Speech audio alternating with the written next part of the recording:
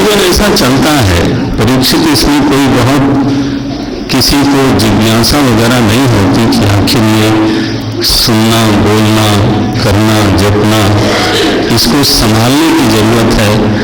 I have to train myself. किसी को ऐसा लगता नहीं है, तुमने पूछ लिया। सच्ची बात तो यही है कि स्वास्थ्य रहते हुए, जीवन रहते हुए तो इन पांचों चीजों को संभाल लेना चाहिए। पांच को तो श्री सुखदेव जी महाराज ने 3 कर दिया। बोले तस्मात् भारत, भरतवंश के राजा थे महाराज परीक्षित, इसलिए उनका नाम है भारत। तस्मात् भारत सर्वात्मा भगवान ईश्वरो हरिः श्रोतव्यः। बोले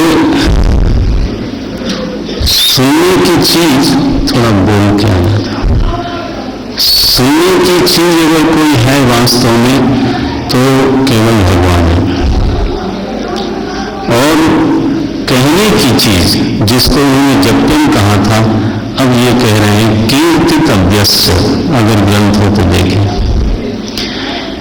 कीर्तन में कहने की चीज, वाणी से और आचरण से, आचरण से भी कीर्तन होता है। यानी शिष्य जो है अपने आचरण से अपने सद्गुरु का कीर्तन करता है, कीर्ति का विस्तार करता है। परमहंस रामकृष्ण का कीर्तन जितना विवेकानंद ने किया होगा बिना हारमोनी मिलाए, उतना विस्तार किसने किया होगा? दुनिया में उनकी कीर्ति का विस्तार किया। हमारे दादा गुरु तपोवन जी महाराज, वो हिमालय से नीचे ही उतरते थे, तो उनकी कीर्ति का जो लोगों को पता चला, कीर्ति का गान हुआ, विस्तार हुआ, वो गुरुदेव ने किया तो आचरण से किया। हमेशा गा के ही कीर्तन नहीं होता है। तो देखो कीर्तन शब्द में जपन भी आ गया और कर्तव्य भी आ गया। क्योंकि कोई कहे कि परीक्षित में 5 प्रश्न किए थे, उत्तर 3 का दिया जा रहा है, ऐसा नहीं बोलूंगा भाई। हाँ, एक वाग व्यवहार है, दूसरा इंद्रिय व्यवहार है। वाग व्यवहार की उपलक्षणा से सारी इंद्रियों का व्यवहार। कीर्तितव्यश्च, भगवान ही कीर्तन के योग्य है। वाणी में उनका चरित्र, उनकी लीला, उनके स्वरूप का गायन होना चाहिए, चाहे सोपाधिक प्रभु हो और चाहे निरुपाधिक हो। और आचरण उन्हीं के अनुकूल हो, उन्हीं की प्रीति के लिए, उन्हीं के आचरित मर्यादाओं के अनुसार होना चाहिए। कीर्तितव्यश्च, और अगर तो उनसे प्रेम है तो स्मृति भी उन्हीं की होगी। तो स्मर्तव्य में भजनीय शामिल है। अगर हमारा किसी से राग है तो वो मेरी स्मृति में होता है। देखो, तो स्मरण करने की जो औषधि है, प्रभु हमारे मानस में बसे, प्रभु हमारी स्मृति में रहे, ये तो तभी होगा जब उनकी स्मृति करने में रस मिलता हो और विस्मृति में व्याकुलता हो। तब विस्मरण परमोद व्याकुलता भक्ति का लक्षण है। तब विस्मरण परमोद व्याकुलता, अगर उसका विस्मरण हो जाए तो भक्त व्याकुल हो जाता है कि ऐसा क्या अपराध हो गया मेरे से। तो स्मृति लब्धा वही तो बात है। तो 3 शब्दों में वो 5 का संग्रह करके सुखदेव जी बोलते हैं। श्रोतव्य, जितना अधिक हो सके उनके बारे में सुने। कीर्तितव्य,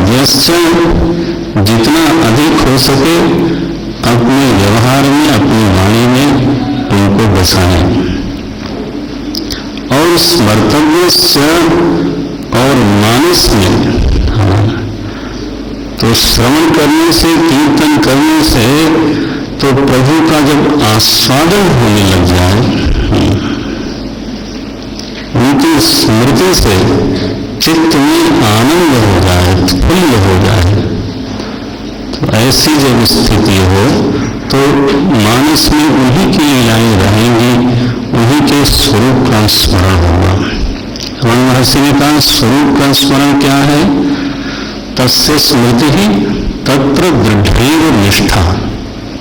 सद्दर्शन में उसकी स्मृति क्या है? वहीं पर निष्ठा, उनसे एकात्म रूप हो जाना। नितराम तस्मिन्नेव स्थिति, ये तस्य स्मृति तत्र दृढ़ैव निष्ठा। तो स्मर्तव्य प्रेम स्वरूप परमात्मा में, आनंद स्वरूप परमात्मा में निरंतर मन संयुक्त रहे, ऐसा हो जाए, यही करना है। श्रोतव्य कीर्तितव्यश्च स्मर्तव्यश्च इच्छता अभयम। अगर किसी जीव को अभय चाहिए तो उसको यही करना चाहिए, यही उपाय मैं जानता हूं, और दूसरा कोई उपाय खास है भी नहीं। बोले महाराज, जो जिसको आप भगवान कहते हो वो कौन है? वैदिक धर्म में जिसको आप भगवान कहते हो उसके बारे में कुछ बताओ। वो एक कॉन्सेप्ट है, एब्स्ट्रैक्ट है, एक इमेजिनरी एंटिटी है।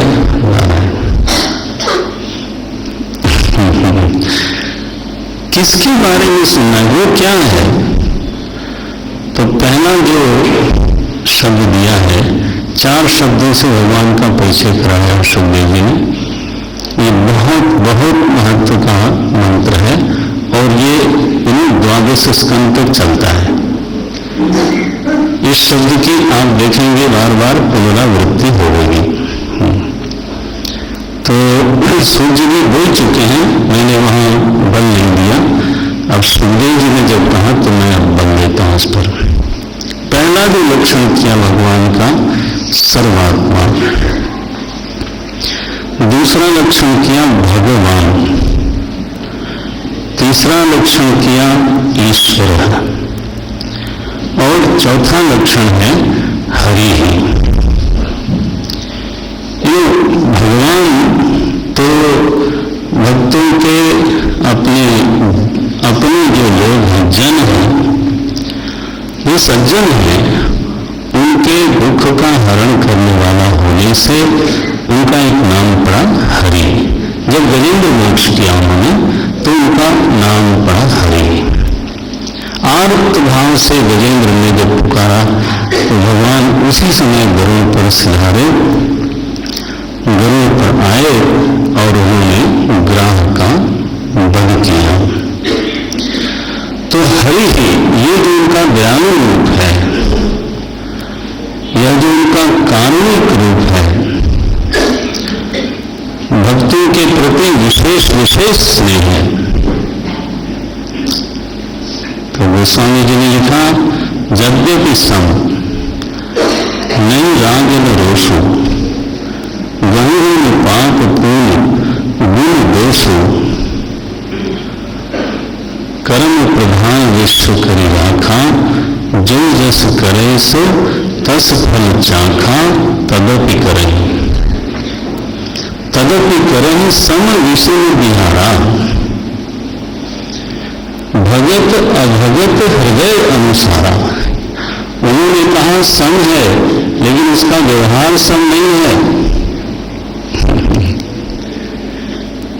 भक्त के हृदय में विषमता होने से उनके व्यवहार में भी विषमता होती है। भक्त का हृदय भक्ति से ओतप्रोत है, अभगत उनसे विमुख है, तो दोनों के साथ व्यवहार कैसे एक हो जाएगा? भगत अभगत हृदय अनुसारा, बिल्कुल गीता में ये कहा, समोहन सर्वभूतेषु न मे द्वेष्योऽस्ति न प्रियः। यहां तक तो ठीक है। ये भजन्ति तो मां भक्त्या मयि ते न संसारे मयि ते मयि निवसन्ति। वो मुझ में रहते हैं। बोले महाराज आप कहाँ रहते हो?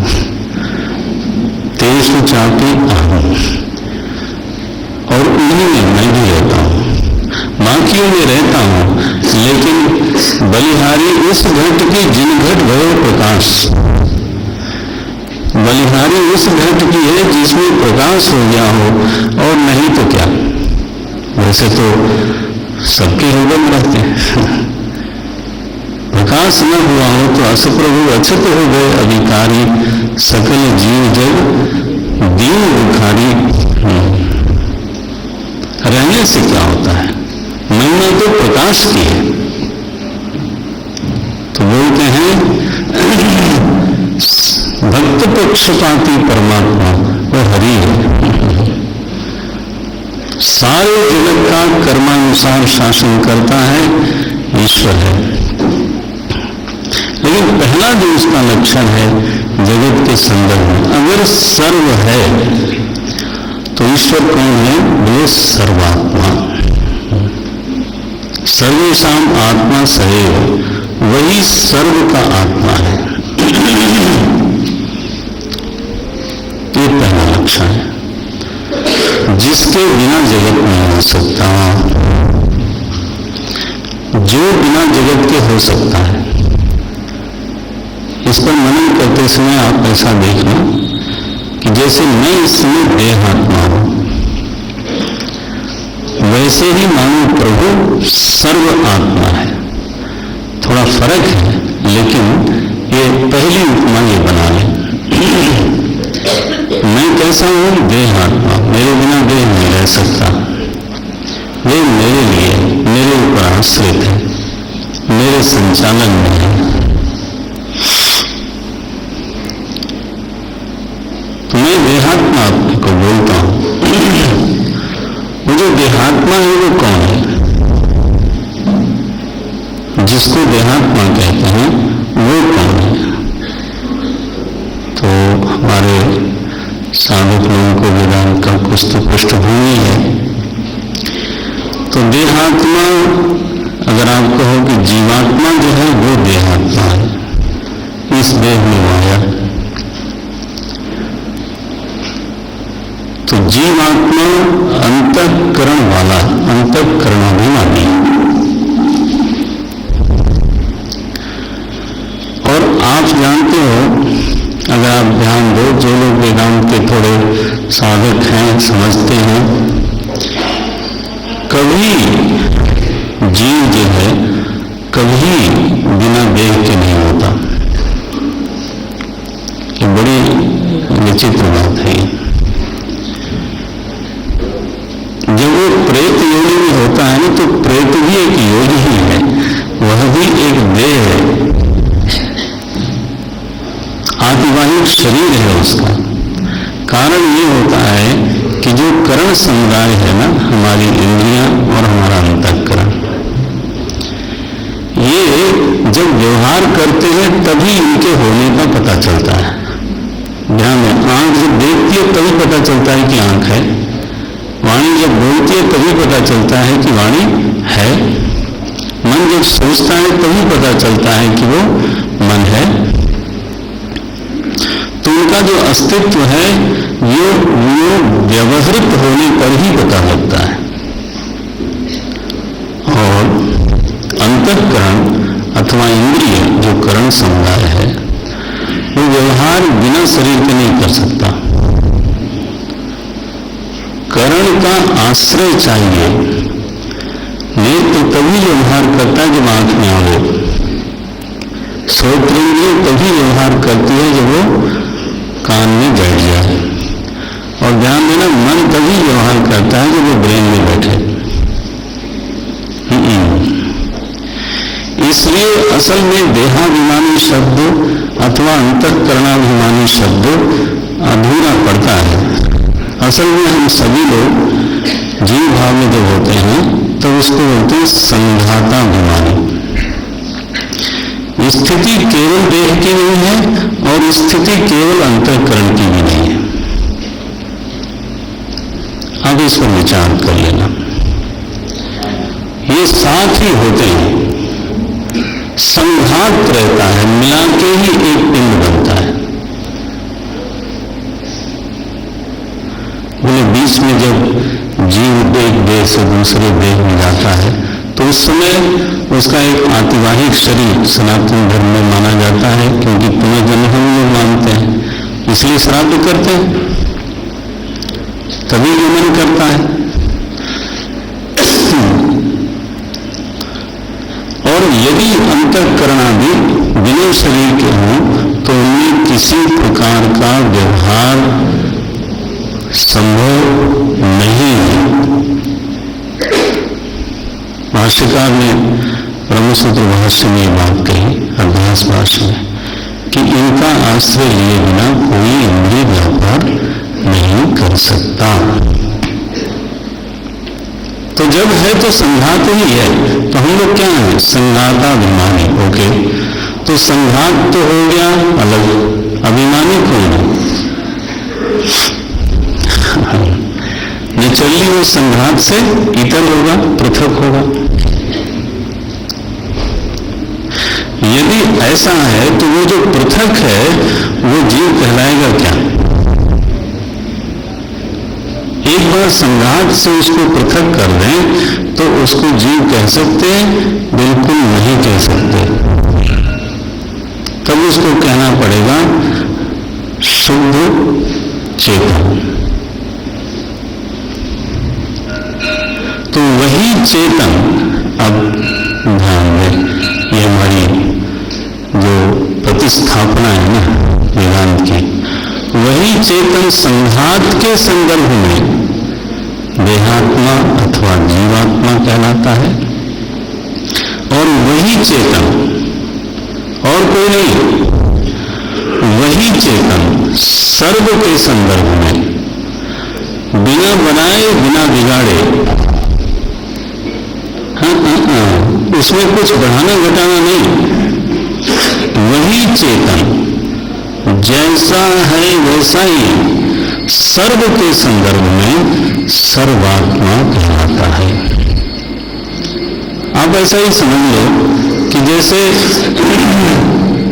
एक घट में आकाश है और असंख्य घटों में आकाश है, तो जब आप एक घट को बीच में डाल के आकाश को देखते हो तो क्या बोलेंगे? घटाकाश। और अगर सर्व घटों को बीच में डाल के बोलेंगे तो उसी आकाश को क्या बोलेंगे? सर्व घटाकाश, है ना? आकाश तो वही का वही है, केवल आपकी दृष्टि में संदर्भ बदल रहा है। तो चिद वस्तु को सर्व की उपाधि से क्या बोलेंगे? सर्वात्मा, ये उसका पहला लक्षण है। और चिद वस्तु को संघात की उपाधि से संघातात्मा अथवा जीवात्मा बोलते हैं।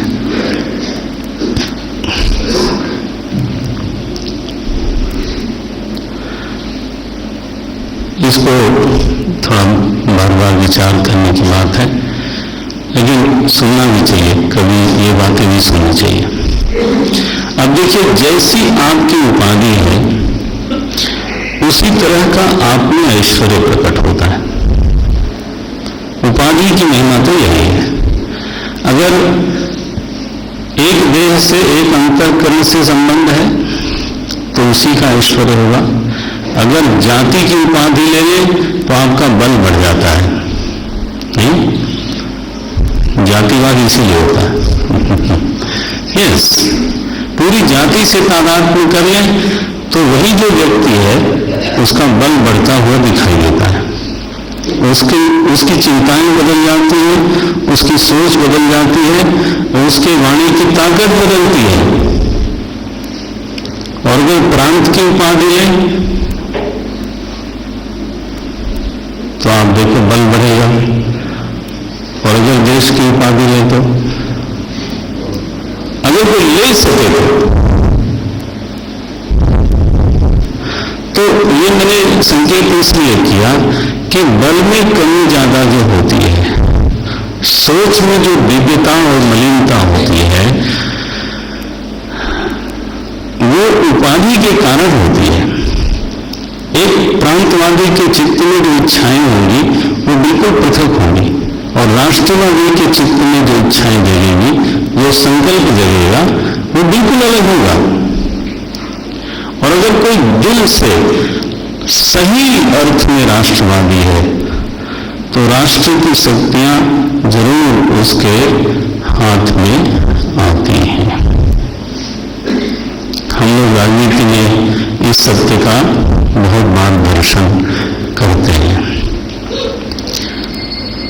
अगर ये नियम पचता हो तो आप विचार करो कि ये सर्वात्मा है नारायण, अब उसकी उपाधि सर्व है, राष्ट्र